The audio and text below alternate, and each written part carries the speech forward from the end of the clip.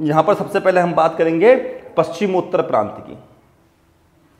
ठीक है दोस्तों, भारत के पश्चिमोत्तर यानी कि भारत के जो पश्चिम और उत्तर का जो क्षेत्र है, पश्चिमोत्तर क्षेत्र, जिसके जो जैसे आपका कह सकते हैं हम जो आज की डेट का पाकिस्तान का क्षेत्र जो सिंध का क्षेत्र है।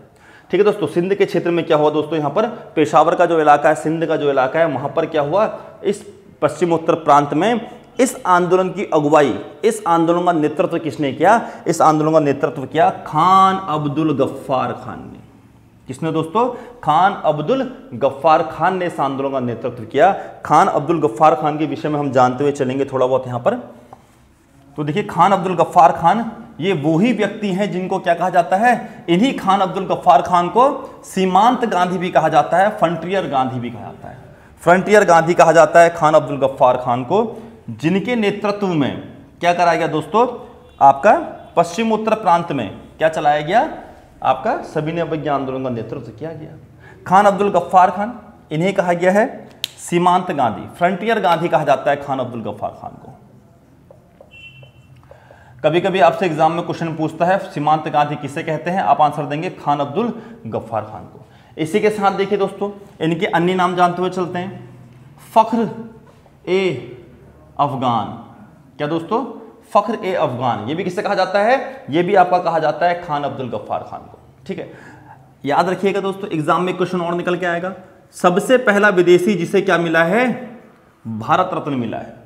तो भारत रत्न लेने वाले पहले विदेशी भी कौन है दोस्तों, आपका खान अब्दुल गफ्फार खान है। पहले विदेशी क्यों, क्योंकि भारत की आज़ादी के समय पर पाकिस्तान अलग एक कंट्री बन चुका था और भारत एक अलग कंट्री बन चुका था, दोनों का विभाजन हो गया था। खान अब्दुल गफ्फार खान भारत के विभाजन के सख्त खिलाफ थे।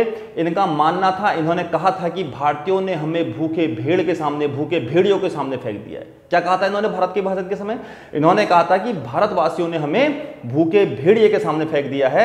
और क्या था दोस्तों, यही थे पहले विदेशी जिनको क्या मिला, भारत रत्न मिला। इनके विषय में और चीजें जानते हुए चलते हैं। पश्चिमोत्तर प्रांत में खान अब्दुल गफ्फार खान के नेतृत्व में जो आंदोलन चलाया गया, इसी सविनय अवज्ञा आंदोलन के तहत, उसे क्या कहा गया, वो कहलाया लाल कुर्ती आंदोलन। क्या कहलाया, लाल कुर्ती आंदोलन कहलाया। क्यों, क्योंकि जो खान अब्दुल गफ्फार खान थे और जो इनके अनुयायी थे, जो इनके साथ आंदोलन करते थे, वो क्या पहनते थे दोस्तों, वो लाल रंग का कुर्ता पहन के आंदोलन करते थे। कैसे रंग का, लाल रंग का कुर्ता। मोस्टली कौन लोग हुआ करते थे इनके साथ, पठान। पश्चिमोत्तर प्रांत के जो पठान हुआ करते थे, उनके साथ मिलकर उन्होंने क्या बनाया, एक संगठन बनाया, और इनके संगठन का नाम था खुदाई खिदमतगार। याद रखिएगा दोस्तों, सारा का सारा कॉन्सेप्ट आपके एग्जाम के लिए बहुत ज्यादा जरूरी है। संगठन का नाम क्या था, किसका, खान अब्दुल गफ्फार खान के। खान अब्दुल गफ्फार खान के संगठन का नाम था खुदाई खिदमतगार। खुदाई खिदमतगार का अगर हिंदी में अर्थ समझे तो खुदाई खिदमतगार का अर्थ होता है ईश्वर का सेवक, भगवान का सेवक, ईश्वर का सेवक, इसका अर्थ निकल कर आता है। तो पश्चिमोत्तर प्रांत में खान अब्दुल गफ्फार खान के नेतृत्व में इनके संगठन खुदाई खिदमतगार ने जो आंदोलन चलाया, वो आंदोलन कहलाया लाल कुर्ती आंदोलन। क्या कहलाया, लाल कुर्ती आंदोलन। क्यों, क्योंकि लाल कुर्ता पहन के क्या करते थे, ये आंदोलन चलाया करते थे। और इन्हें क्या कहा जाता था, देखिए, जो खुदाई खिदमतगार के जो जितने भी खुदाई खिदमतगार में सेनानी थे, खुदाई खिदमतगार के जो सदस्य थे, तो वो क्या कहते थे इनको, वो कहते थे इनको फख्र ए अफगान। ठीक है दोस्तों, किसको, आपका खान अब्दुल गफ्फार खान को। दो नाम देख लिए, सीमांत गांधी किसे कहा गया, खान अब्दुल गफ्फार को। फ्रंटियर गांधी भी, फख्र अफगान किसको कहा जाता है, खुदाई खिदमतगार कहा के जो सदस्य थे वो कहते थे फख्र अफगान किसको, आपका खान अब्दुल गफ्फार खान को। इसके साथ एक और नाम निकल के आता है इनका, बादशाह खां। एग्जाम में क्वेश्चन पूछेगा कि स्वतंत्रता सेनानी को बादशाह खां कहा जाता था, आप आंसर देंगे खान अब्दुल गफ्फार खान को। अच्छा दोस्तों, इनके विषय में और कुछ जानते हुए चलते हैं। इन्होंने एक पुस्तक, एक पत्रिका निकाली, उस पत्रिका का नाम था पख्तून। पख्तून नाम की एक पत्रिका निकाली, और कैसी भाषा में निकाली, पाश्तो भाषा में। ठीक है दोस्तों, सिंध साइड में, अफगान साइड में, अफगान जो पठान है वहाँ कौन सी भाषा चलती है, पश्तो भाषा चलती है। तो पश्तो भाषा में इन्होंने पत्रिका निकाली, उस पत्रिका का नाम था दोस्तों आपका पख्तून, उनकी पत्रिका का नाम था। और इसी पत्रिका का नाम आगे चलकर क्या हो गया, 10 रोजा। कंफ्यूज बिल्कुल मत होइएगा। देखिए, अब बच्चों को बहुत ज्यादा कंफ्यूजन होता है कि भैया एग्जाम में क्वेश्चन आएगा 10 रोजा पत्रिका किसकी, तो बोला सीमांत गांधी, खान अब्दुल गफ्फार खान की। अच्छा, तो पख्तून पत्रिका किसकी, ये भी किसकी, खान अब्दुल गफ्फार खान की। तो ये कंफ्यूजन दूर करते हुए चलते हैं कि जो पख्तून पत्रिका इन्होंने निकाली थी पश्तो भाषा में, इसी पख्तून पत्रिका का नाम कालांतर में आगे चलकर इस पत्रिका का नाम क्या हो गया दोस्तों, इस पत्रिका का नाम हो गया दशरोजा। ठीक है दोस्तों, तो अगर दशरोजा एग्जाम में दे तो भी खान अब्दुल गफ्फार खान आंसर, और पख्तून दे तो भी खान अब्दुल गफ्फार खान आंसर। ठीक है दोस्तों, अच्छा इनके विषय में थोड़ी चीज और बताते हैं जो एग्जाम के लिए बहुत जरूरी है। जिन्ना ने, सबको पता होगा मोहम्मद अली जिन्ना का नाम, तो मोहम्मद अली जिन्ना ने क्या कहा था इनके विषय में? मोहम्मद अली जिन्ना ने कहा था कि भैया जो आपका कौन है, खान अब्दुल गफ्फार खान है, इसने क्या कर दिया है, इसने जंगी पठानों को, जो जंग लड़ने के लिए बड़े फेमस थे, जंगी पठानों को क्या कर दिया है, जंगी पठानों का हिंदूकरण कर दिया है, उनको हिंदुओं के रूप में ढाल दिया है और उनको क्या बना दिया है दोस्तों, उनको नपुंसक बना दिया है। किसने बोला ये? मोहम्मद अली जिन्ना ने बोला। किसके विषय में? इन्होंने बोला खान अब्दुल गफ्फार खान के विषय में कि जो जंगी पठान थे, जो जंग लड़ने के लिए फेमस थे, जंग लड़ने के लिए प्रसिद्ध थे पठान, उन पठानों का हिंदूकरण कर दिया है और उन पठानों को क्या बना दिया, नपुंसक बना दिया है। ये कथन कहा था जिन्ना ने किसके विषय में? खान अब्दुल गफ्फार खान के विषय में। क्योंकि खान अब्दुल गफ्फार खान का जो आंदोलन था वो कैसा आंदोलन था दोस्तों, वो अहिंसा के साथ आंदोलन करते थे, हिंसा से दूर रहते थे, अहिंसा के साथ इन्होंने आंदोलन चलाया जैसे गांधी जी ने चलाया। तभी इनका नाम क्या रखा गया? सीमांत गांधी, सीमा के पास जो गांधी रहे। ठीक है दोस्तों, ये बात हमने देखी किसके विषय में? ये बात हमने देखी खान अब्दुल गफ्फार खान के विषय में। आगे चलकर 1946 1947 में जब हम पहुंचेंगे तो वहां पर हम देखेंगे यही खान अब्दुल गफ्फार खान किसके मांग उठाएंगे? पख्तूनिस्तान की। एग्जाम में क्वेश्चन पूछेगा, जिस प्रकार से दो भारत के विभाजन हुआ था, एक राज्य एक देश बना पाकिस्तान, एक बना भारत, तो उसी प्रकार खान अब्दुल गफ्फार खान ने एक मांग उठाई थी कि भैया एक तो आप पाकिस्तान बना रहे हो, एक आप भारत बना रहे हो, तो एक और बनाओ तीसरा। किसके लिए? पठानों के लिए एक और राज्य बनाओ, एक और देश बनाओ और उसका नाम होना चाहिए पख्तूनिस्तान। तो एग्जाम में क्वेश्चन पूछेगा पख्तूनिस्तान की मांग किसने उठाई थी? आप आंसर देंगे खान अब्दुल गफ्फार खान ने, परंतु इनकी मांग को सिरे से नकार दिया गया। ठीक है दोस्तों, तो ये हमने देखा पश्चिमोत्तर क्षेत्र में किस प्रकार से आंदोलन चला। आपने जाना होगा, आपने देखा होगा पेशावर कांड का नायक कहा जाता है वीरचंद सिंह गढ़वाली को, तो वही वीरचंद सिंह गढ़वाली जो आपके कहां के थे, हमारे उत्तराखंड के रहने वाले थे, उत्तराखंड राज्य के रहने वाले थे। वीरचंद सिंह गढ़वाली की जो 2/18 गढ़वाल राइफल्स की जो सैनिक थे, गढ़वाल राइफल्स के कमान अधिकारी, तो उन्होंने क्या करा था, इसी लाल कुर्ती के ऊपर जब खान अब्दुल गफ्फार खान और उनका संगठन खुदाई खिदमतगार आंदोलन चला रहा था अहिंसा के रूप में, उसी समय वहां पर पोस्टिंग किसकी थी? वहां पर पोस्टिंग थी गढ़वाल राइफल्स की, और उसी गढ़वाल राइफल्स के एक जवान थे वीरचंद्र सिंह गढ़वाली। जब वीरचंद्र सिंह गढ़वाली को गोली चलाने का आदेश दिया गया, किनके ऊपर? खुदाई खिदमतगार के ऊपर, खुदाई खिदमतगार संगठन के ऊपर गोली चलाने का आदेश दिया गया, तो वीरचंद सिंह गढ़वाली ने वहां पर कहा कि भैया हम फौज में भर्ती हुए हैं अपने देशवासियों की रक्षा करने के लिए, ना कि उनके ऊपर गोली चलाने के लिए।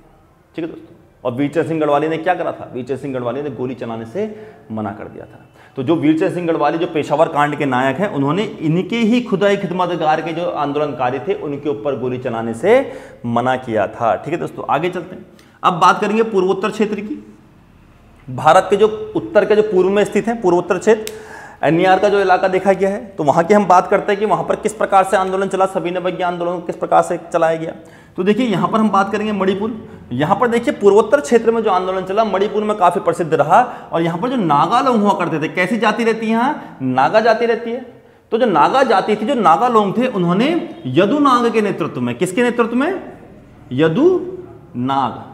यदुनाग के व्यक्ति का नाम था यदुनाग के नेतृत्व में नागाओं ने क्या करा? मणिपुर यानी कि पूर्वोत्तर क्षेत्र में आंदोलन चला दिया सविनय अवज्ञा आंदोलन के तहत। और यहां पर देखिए जो नागाओं ने आंदोलन चलाया उसको क्या कहा गया? जियाल रंगा आंदोलन। एग्जाम में क्वेश्चन पूछा जाता है, बच्चे कंफ्यूज हो जाते हैं, समझ में नहीं आता है कि ये क्वेश्चन कहां से आया।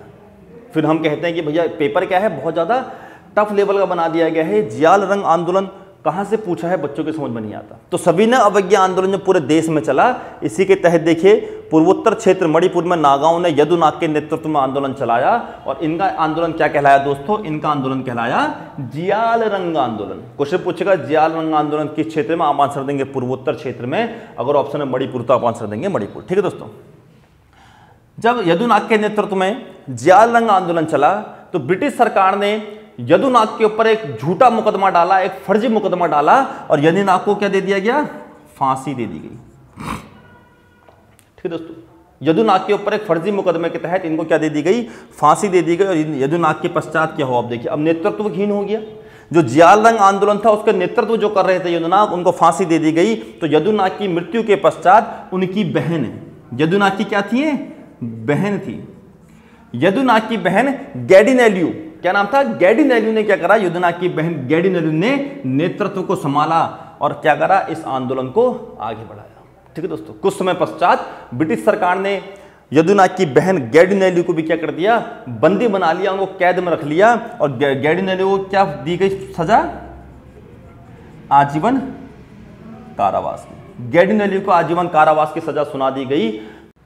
जब रानी गैडिनेल्यू को आजीवन कारावास की सजा मिली, इसके पश्चात देखिए जवाहरलाल नेहरू, याद रखिएगा दोस्तों, बहुत महत्वपूर्ण है आपके एग्जाम के लिए, बहुत इंपॉर्टेंट पॉइंट निकल कर आता है।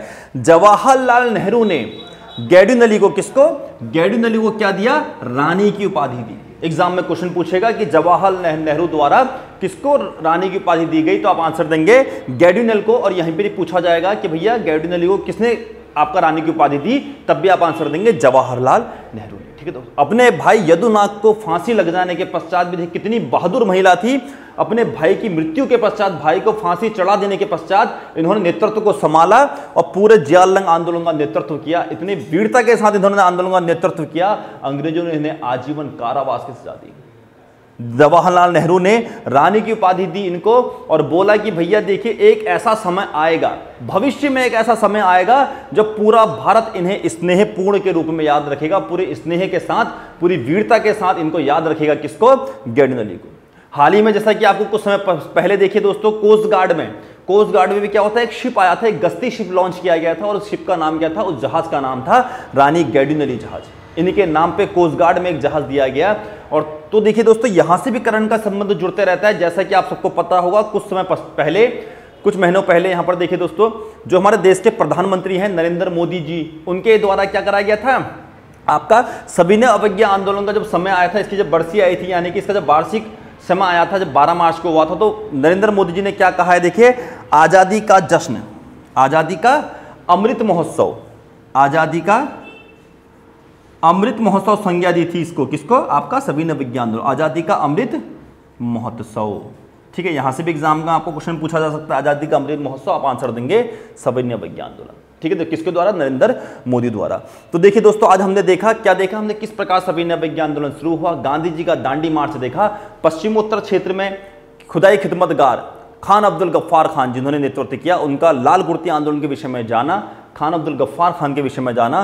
पूर्वोत्तर क्षेत्र में नागांव का यदुनाग के नेतृत्व में जियाल आंदोलन देखा, रानी गैडिनेल्यू जैसी बहादुर महिला के विषय में हमने देखा किस प्रकार रानी की उपाधि दी गई। ठीक है दोस्तों, इसी प्रकार देखिए अपने नेक्स्ट लेक्चर में, जो मेरा सविनय अवज्ञा आंदोलन को जो नेक्स्ट लेक्चर आएगा, उसमें हम जानेंगे कि बंबई में जो धरासना हुआ, सरोजिनी नायडू के नेतृत्व में धरासना में किस प्रकार से अंग्रेजों द्वारा लाठीचार्ज किया गया, दक्षिण भारत में सविनय अवज्ञा आंदोलन कैसा रहा, इसी प्रकार से भारत के अन्य क्षेत्रों में सविनय अवज्ञा आंदोलन कैसे बढ़ा। अच्छा, जिन क्षेत्रों में सागर नहीं था, जिन क्षेत्रों में समुद्र नहीं था, वहां लोगों ने क्या करा, कर ना अदायगी आंदोलन चलाया, क्योंकि अवज्ञा करनी थी। गांधी जी ने बोला अवज्ञा करो, कानून की अवज्ञा करो।